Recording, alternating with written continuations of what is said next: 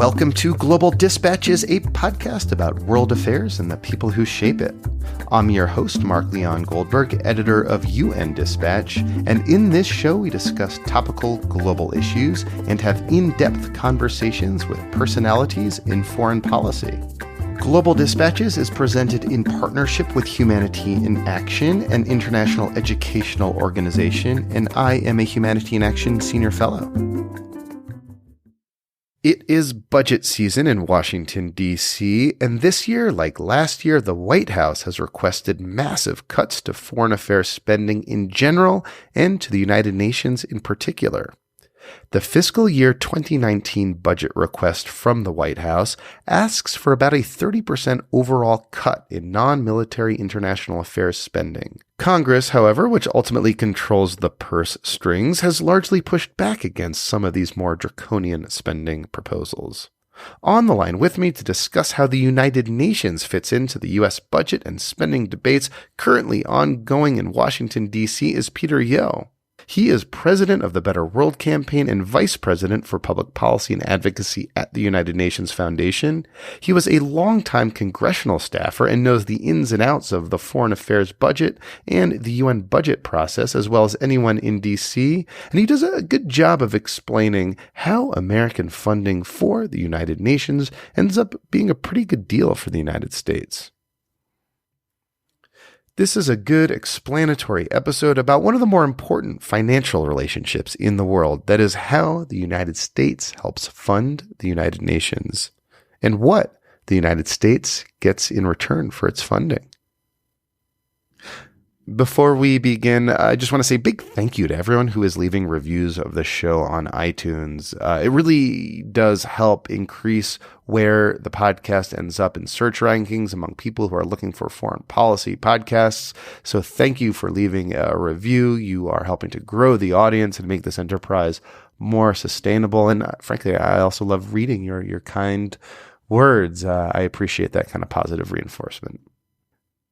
And one more thing before we begin. As you all know, I am the editor of UN Dispatch. UN Dispatch is supported by the Better World Campaign. I have known Peter for years. He is my go-to expert on all things related to U.S.-UN relations, but I just did want to flag that disclosure. And now here is my conversation with Peter Yeo. Well, what's most unusual about the president's budget request is that it comes the week after a 2-year budget agreement was passed by Congress and signed into law, which has never happened before. So we have a president that is submitting a budget for fiscal year 19, so the upcoming fiscal year, that has X amount for the UN and Y amount for foreign aid. And yet the key decisions about overall funding for foreign affairs spending were already made when the president signed into law this 2-year budget deal. So this request is highly unusual. The timing on this is highly unusual. And my guess is Congress will react accordingly. So, yeah, I mean, procedurally, it is worth emphasizing that typically the way these things work is that the White House releases its budget request, which is, the start of a debate. But this happened after the debate already ended with that budget deal that sort of kept the lights going, at least through March 23rd, but presumably for the next 2 years after that, right? Right. And the budget deal that kept the government operating through March 23rd also specifically provided for what are going to be the funding, the total amount the government spending for not only this fiscal year, but next fiscal year, which is an unusual arrangement. But normally the way the budget process works is the president around this time of year proposes a budget. That budget is almost always the high water mark. That's the most money that any government program is going to get is in the president's budget. And then Congress passes its own version of the budget, which is typically less than the president's budget. And then the Appropriations Committee get to work on both the House and Senate side and write all this into law in terms of a specific spending bill for various foreign affairs accounts. That's the way it normally works. It normally culminates in the November-December timeframe. This year is so different because of this budget agreement that was signed into law, and which contains these spending cap lifts for 2 years. So it basically makes the president's budget a little bit irrelevant. From a substance point of view, though, the budget request of the White House did put out, obviously after the fact, seemed to be similar to what it did last year, which was include some really sharp reductions in foreign affairs spending. I mean, you said earlier that usually the budget request is the high water mark, but what seems so different about the Trump administration is that the budgets that they release are like the low water marks. Yeah, I mean, the president's budget request both last year and this year is 100% the low water mark because I just say when it comes to foreign affairs spending, non-military foreign affairs spending, definitely for foreign affairs spending. Last year, the president proposed a 32% cut in foreign affairs spending. This year, the president proposed a 30% cut in foreign affairs spending. So these types of cuts are disproportionate and would have a devastating impact on America's role in the world. So fortunately, last year, Congress stepped in, and while we're not done with the appropriations and budgeting process yet, we should be by March 23rd, when the current agreement expires. We're not going to see cuts in the realm of 32% or 30%. We're likely to see cuts more in the 4 to 5% range than we are in that type of disproportionate cut. So what do we know about how these budget decisions will affect the United Nations and then the coming year or two? Yeah, I think as we think about this year beginning, as we think about the spending bill that we're currently debating for fiscal year 18, it seems likely that we will see funding levels for the United Nations in general at roughly current levels. Now, there are some exceptions. UNFPA is not funded under the Trump administration. We have seen. I should say that's the UN Population Fund that does a lot of reproductive health around the world. Yeah, right. The UN Population Fund has been defunded by the Trump administration. The UN Works and Relief Agency, which is basically the UN agency dealing with the Palestinians and their needs in West Bank and Gaza, has just been received a massive cut in the Trump administration, and it's unclear whether there's future funding coming for that. And of course, the U.S. has withdrawn from UNESCO, which is the UN Cultural Organization. So, but as we look at the base budget for the United Nations, that keeps the UN operating, we anticipate full funding for the UN itself, both in this and next fiscal year. And for UN peacekeeping, we expect funding levels that will get most of the funding that we need to meet U.S. obligations for UN peacekeeping, but not full funding for peacekeeping. I imagine we'll receive, we're supposed to pay roughly 28% of the bills. And under this year's bill and probably next year's bill, we're probably going to pay no more than 25% of the bills. But, I think it's important to remember that, there's a lot of funding that goes to major agencies like the UN refugee agencies and the World Food Program. And we anticipate largely stable funding levels for these key UN agencies on the front lines of our humanitarian response. And how do you explain sort of politically, like that kind of discrepancy between what the White House is asking for some of these agencies and what Congress ends up appropriating? Is it simply that sort of Congress seems to have like a more sophisticated understanding of like how the UN works and the UN's value to UN interests because these, appropriators have been at their job for a long time doing this sort of thing? Well, I think that the investments that a lot of organizations have made in developing bipartisan support on Capitol Hill for the United Nations and for UN programs is paying off. For years we have developed a DC advocacy presence, we've developed grassroots presence, with the expectation that the, strong funding numbers for the UN that were always in President Obama's budget would not necessarily last forever.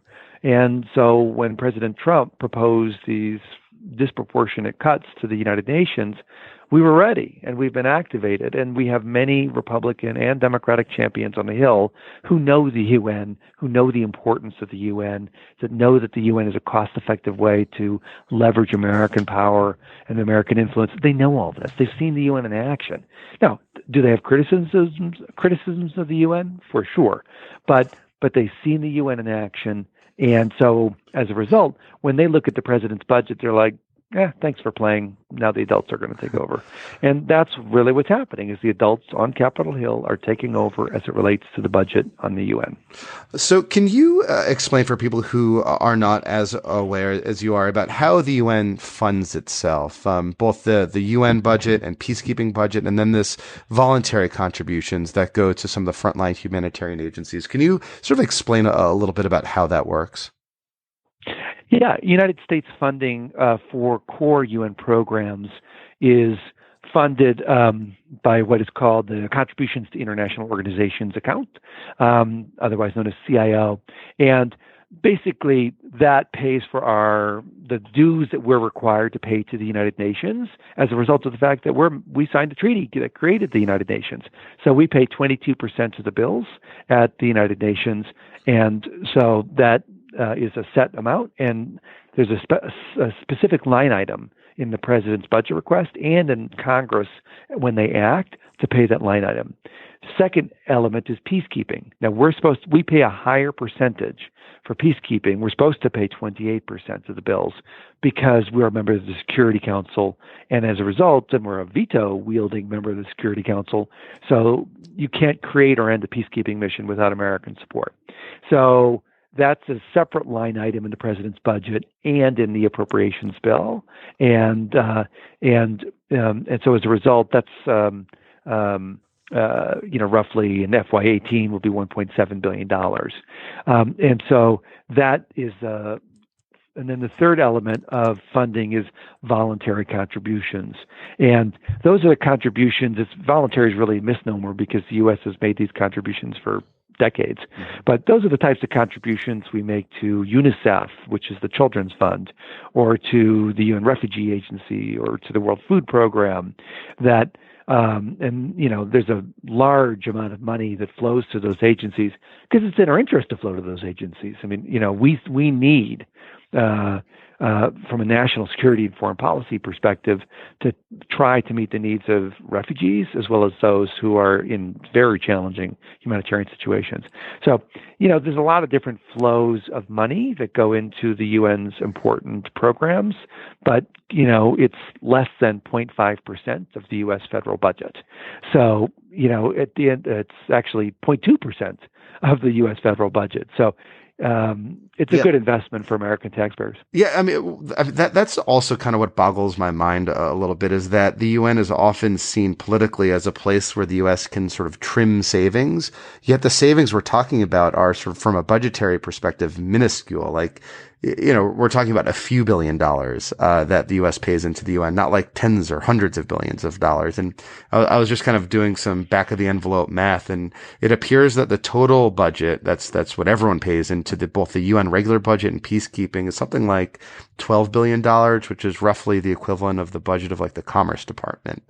And that's like a total. It just sort of always boggles my mind politically how vulnerable it seems that the UN can be at times.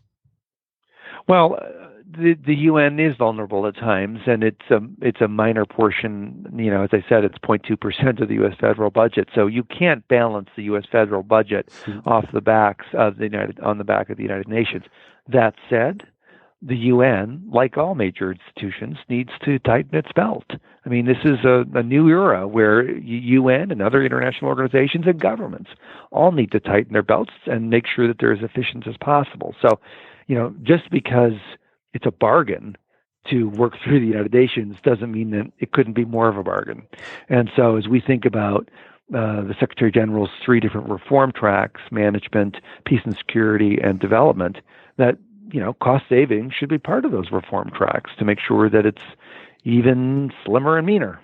And he does have like a pretty good reputation from his time as the head of the UN Refugee Agency as someone who can actually trim budgets pretty effectively while also maintaining a pretty close alliance with major donors and recipients. Well, there's the fact that he was head of the UN Refugee Agency for a decade and moved forward and implemented reforms that made the organization more effective and efficient, better able to meet its mandate and reduce costs, was significant and real. So he is a reformer, and not just in terms of talk, in terms of his action.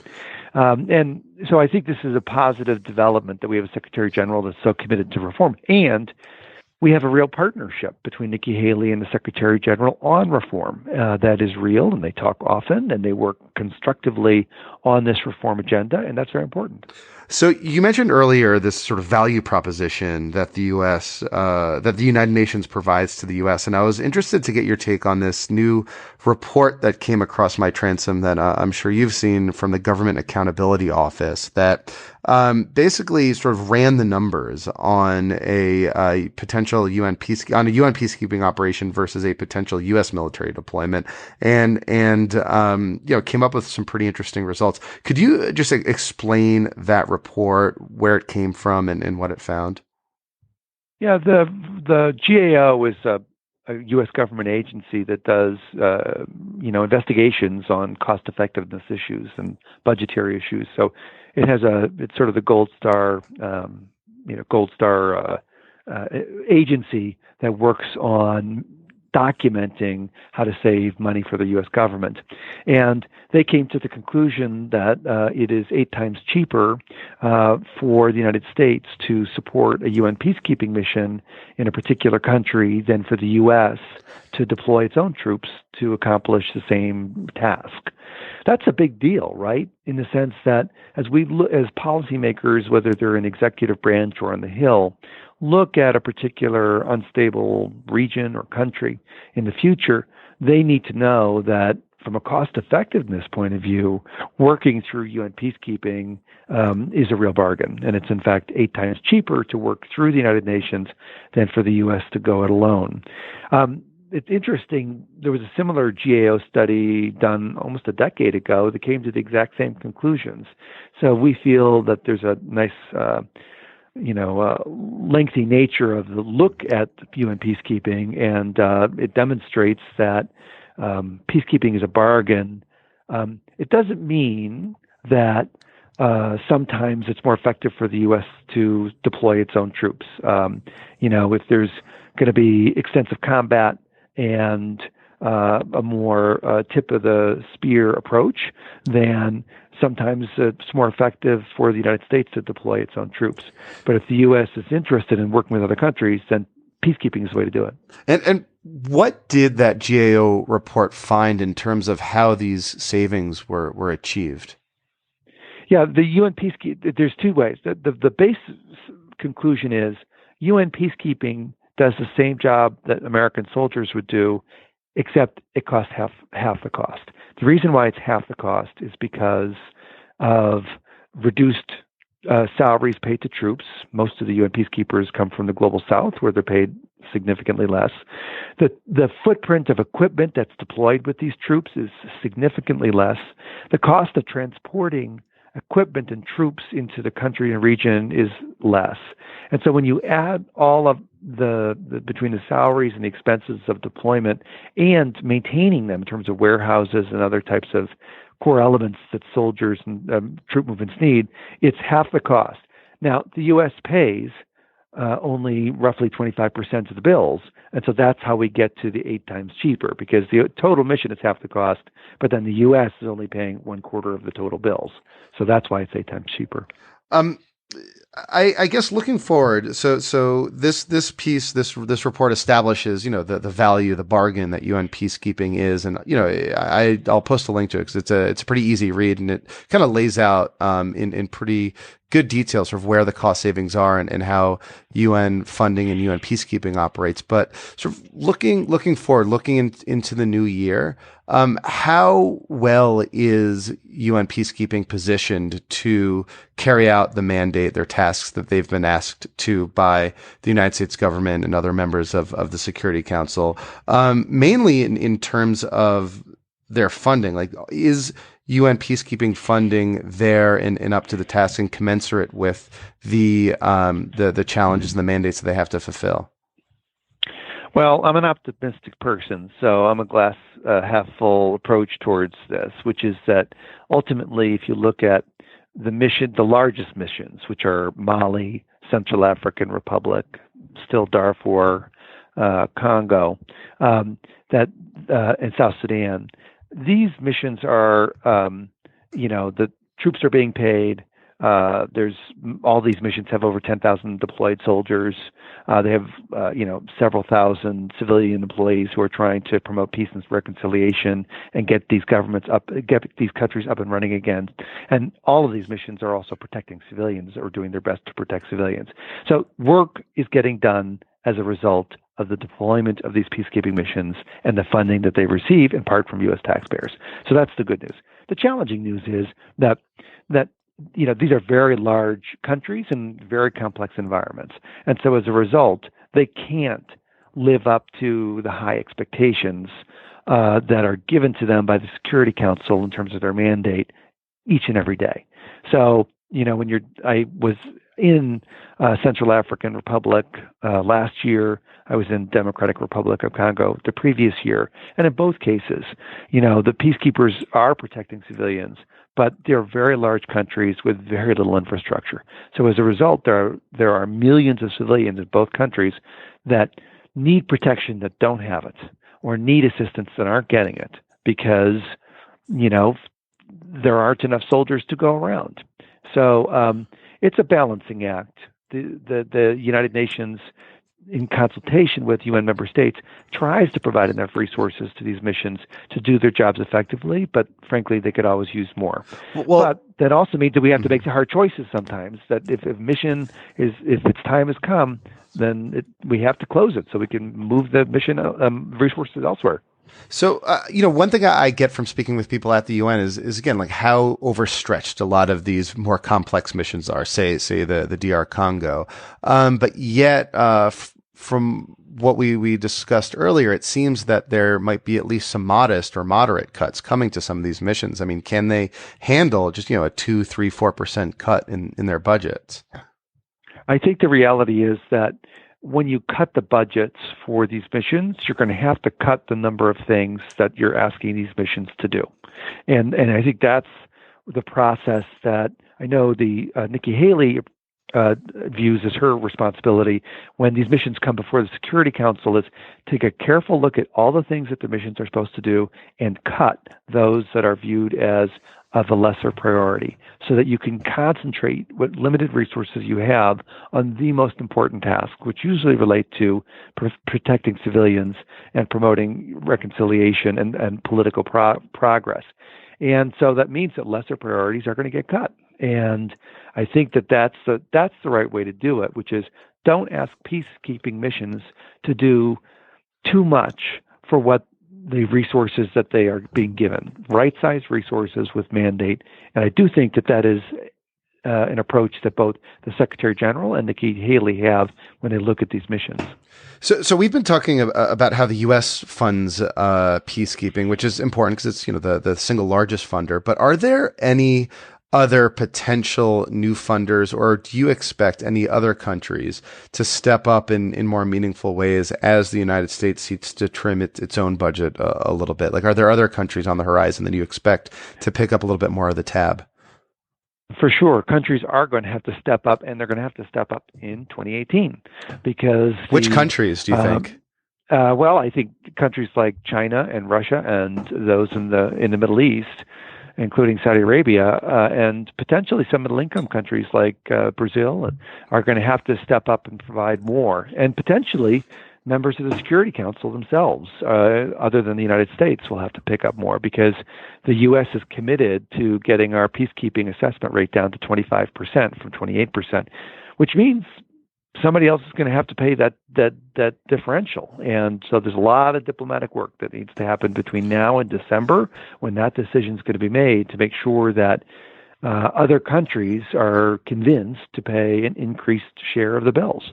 The irony is, when you pay less, you have less influence. So it's a little bit of a shame that we're having to go through the process of getting our bills down, our percentage down, because we'll have less influence. All right. Well, Peter, thank you so much. This was helpful. As we're in the middle of budget season, so it's always good to get some grounding here about how these kind of decisions in Washington will affect far off places around the world.